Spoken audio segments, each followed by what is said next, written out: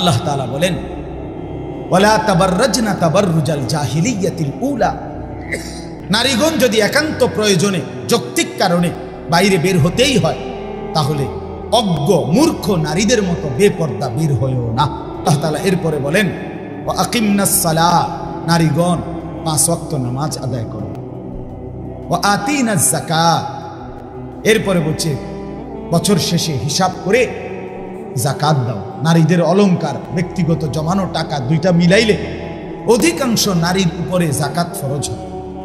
তো আল্লাহ বলছে এখানে ও আতিনাজ যাকাত, সরাসরি কোরআনের আয়াত। আল্লাহ বলছে নারীগণ বছর শেষে হিসাব করে জাকাত দাও। ও আতিনাল্লাহ ওয়া রাসূলা, আর এরপরে আল্লাহ বলেন প্রত্যেক নারীকে তোমরা আল্লাহ এবং তার রাসূলের আনুগত্য করো। আল্লাহ বলে এই যে এগুলো তোমাদেরকে কেন করতে বলছি, সুবহানাল্লাহ।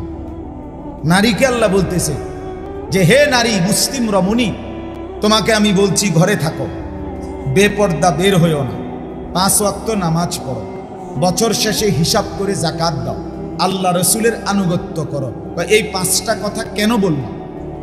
আল্লাহ কোরআনে বলেন ইন্নামা ইউরিদুল্লাহু লিইউযহিবা আনকুমুর রিজসা আহলাল বাইত ওয়া ইউতাহহিরাকুম তাতহীরা।